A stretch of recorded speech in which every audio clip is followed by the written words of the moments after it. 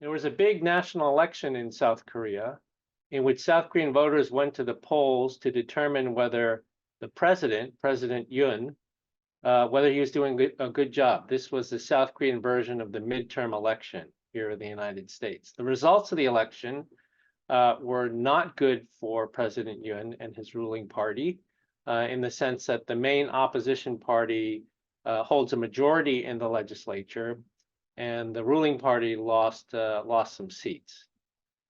What does this mean for South Korea going forward? I would say three things.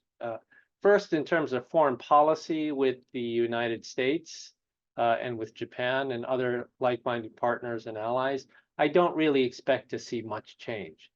President Yoon has based his foreign policy on the protection of freedom and democracy. It's a values-based foreign policy, strong alliance with the United States.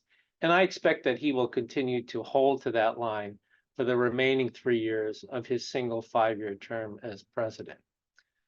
When it comes to domestic politics, we will see in Korea what we've seen also in the United States and in other democracies, which is a great deal of political polarization.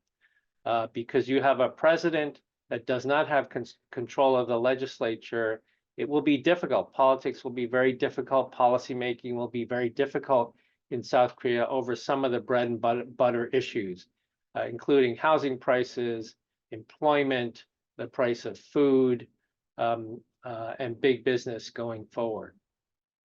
Finally, with regard to human rights, again, I expect that there will be political polarization. In South Korea, what we generally see is that conservative governments, and that is where the current president of South Korea sits, generally tend to be very forward-leaning and supportive of promoting the human rights cause and try to address human rights abuses in North Korea. While the progressive camp in South Korea, the opposition party, which now holds the majority in the legislature, tends to try to downplay the human rights issue in favor of broader reconciliation with the North Korean government.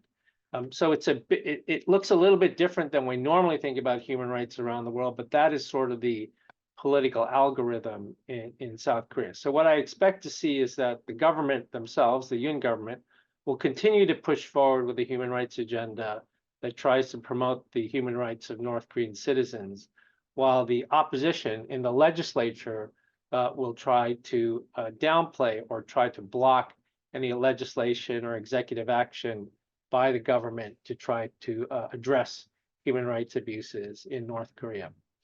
This might seem like a very contentious environment, but politics in Korea is contentious.